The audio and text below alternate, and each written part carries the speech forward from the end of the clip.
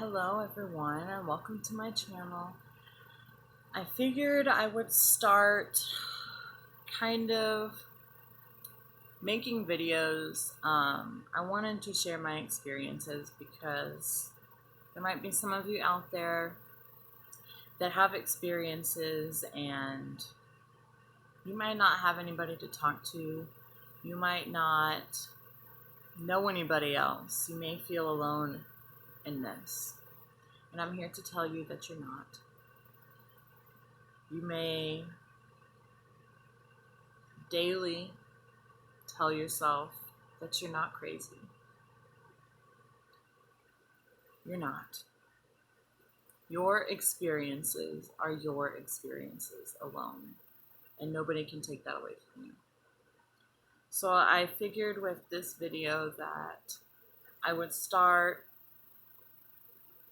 with how my story started. I'm 25 years old now. My story or my journey probably started, I was probably about 4 or 5 years old. And I remember thinking,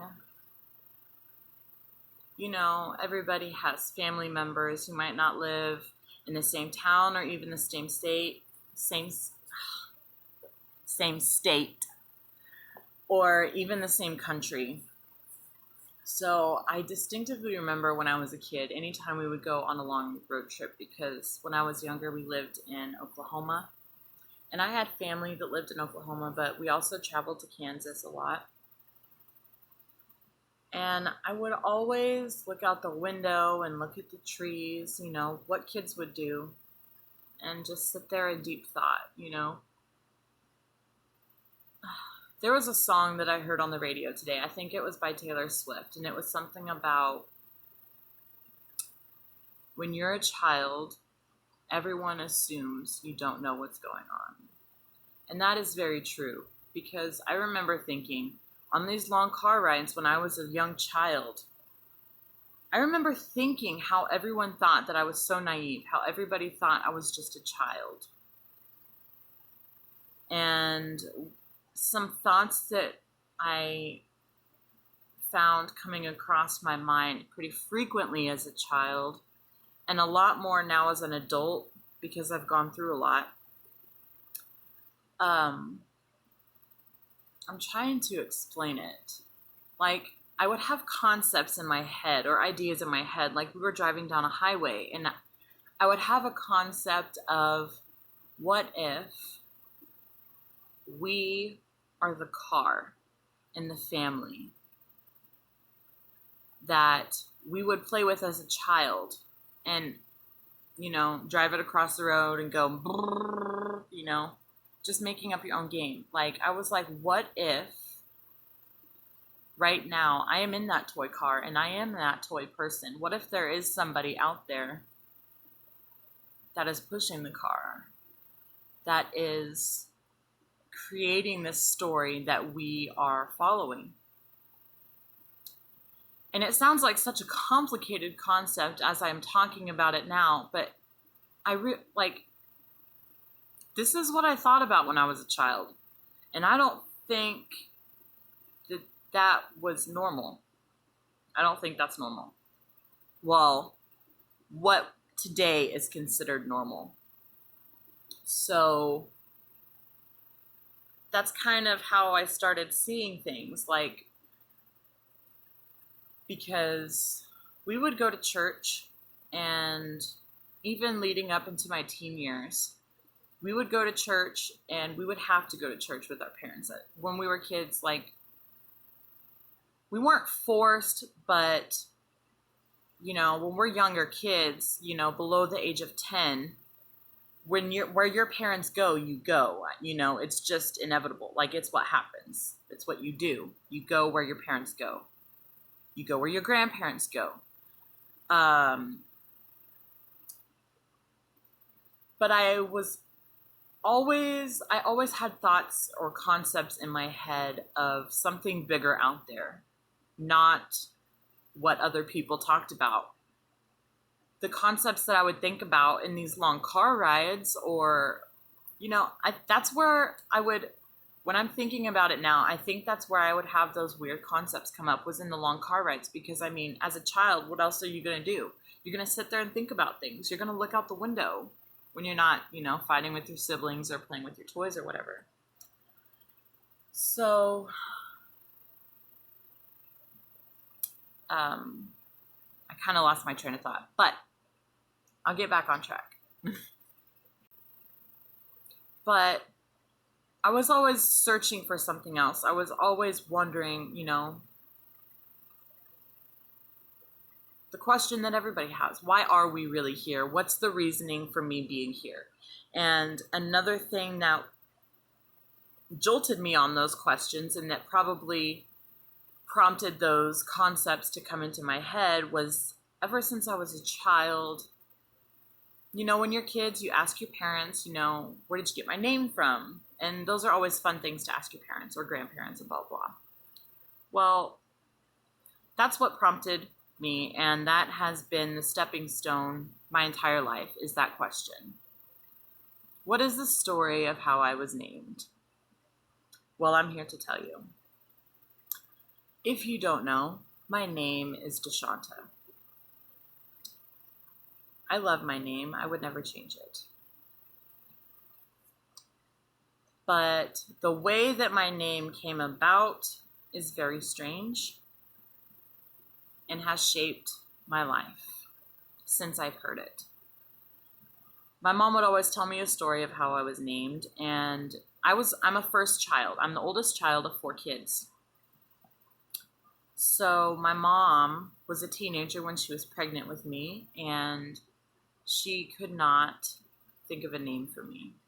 If I was a boy, she knew what I was going to be named, because as some families have traditions, we had one too, and it was a certain family name for boys in the family on my mom's side of the family. However, I was a girl. And I guess one night, while she was sleeping, she had a dream. And in that dream, an elder Cherokee chief, a male, he came to her. This part's a little foggy. I'm not sure if it was just a Cherokee Indian chief that came to her, or if it was supposed to be like a great uncle or a great grandfather. That part is a little hazy to me. But anyway, he had told her what my name was to be, and probably the spelling and pronunciation and stuff of it. Deshanta. To this day, I have yet to find my name, the way that it's pronounced and the way that it's spelled, anywhere online or in any baby books. I don't know what it means. I don't know where it comes from. I assume it's an ancient Indian name, a Cherokee Indian name, just based off of my mom's experience. And that alone has been what has shaped my life and my questions and my purpose here, honestly. Because why would you come into the world with such a rare name and not have a purpose for it? So other than that, and just having these random concepts in my mind, I have always thought outside of the box, and I have always, I don't want to say not believed in God, but I have always, ever since I was a child, I have always felt that there is something more to the God concept than what the general public believes in. And then around the same time, 4 or 5 years of age, I think I was in preschool.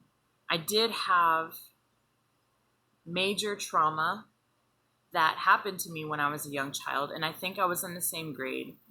Some family members have told me that the next experience that I'm going to talk to you about is related to the trauma that I went through. However, when I go back and think about the trauma I went through, and then I go back and think about this experience that I'm about to talk about, that happened to me while I was in preschool, and I remember it as if it happened yesterday. I don't feel like they're connected at all. Mainly because, yes, the trauma has also affected me, but I have worked through it. And the other experience, when I was younger, yes, it was traumatic, but it was not as traumatic. And it was kind of a dream experience, out of body experience. I know now, with the knowledge that I have now, at this now moment, I know that I was having an out of body experience while I was in preschool at the age of 4 or 5. So this is what happened. While I was in preschool, I remember that this, for some viewers, I know it might be hard to understand out-of-body experiences or anything else that my channel consists of or will consist of in the future. That's completely understandable, and that's fine by me. But, however, I will call it an out-of-body experience. Sometimes I'll call it a dream experience, just because, to me, they're an out-of-body experience, because I know every night when every single human being on the planet Earth sleeps, your physical body is sleeping, but your energetic body, your soul, leaves your body, okay? It goes to different dimensions, it goes to different planets, anywhere. Anything that you can possibly think of that happens, your soul will go out and do while you're sleeping. Now that I've gotten that out of the way, while I was in preschool, over the course of about a week, every single night for a week straight, I had this out-of-body experience, and it was the same thing every night. I would go to bed. Honestly, I can't remember what house we lived in. I mean, I remember all of the houses that I have lived in as a child, other than, when I was a baby. But at this particular time, I cannot remember what house I lived in when I'm thinking about this experience. So, in this dream experience, or OBE, I thought I was in bed. I had woken up from being in my bed, and I had originally thought I was in a dream. I will use some analogies just because the analogies that I used will definitely help you understand 100% what I'm talking about. So, I'm in my room of what my childhood bedroom should look like. 4 corners in my room. There's a window right here. My bedroom door is some way on my left somewhere where the other 2 corners are of my room. Okay. So, in my peripheral, and I'm looking in this dream experience. The window's to my right. I'm in the farthest right corner, top right corner, top left corner, back left corner, and my door is somewhere in between. Okay. I'm in my room in the farthest corner, and all I see is the carpet and my gray or white walls. I could not tell where the wall ended and the floor began, okay? It was as if I was in my room, but it was just a cube that you could not tell which direction you were in. Now, first thing, after seeing that, I get a high-pitched ringing in both of my ears. If you have tinnitus, it's like that. If you're anybody that communicates with spirit guides or extraterrestrials or psychic, or you're a medium or anything like that, you know the ringing in your ears. You know what I'm talking about. I had that in both of my ears, and that lasted for maybe 10 or 15 seconds. After that, I remember looking around, and all of a sudden, the room had changed. And here, I'm going to use an analogy. When I was a child, so in the early 2000s, 90s, maybe sometimes now, but I guarantee there's probably not that many people that actually have like rabbit ears, antenna, satellite TV, you know? Okay, so when you would go to a channel that has no connection and you would see on the TV black and white static, or, you know, like these pixelated dots just everywhere. Okay, that is exactly what I saw, except it was all gray. I had that static everywhere, all over my room. I could see it, I could feel it. Another analogy, what it felt like when you have your foot or your leg or any part of your body fall asleep and you touch it or you try and move it and you get that, like that staticky feeling all over your body. It's like staticky, tingly, almost pain-like that it tingles so much. That's what it felt like. The static is what it looked like, and the static numbing fillness, I don't know. I just made that up.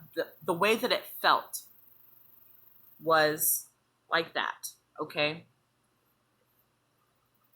I knew that the static that was in my room as a child in this experience at that current moment, I knew that I was not alone.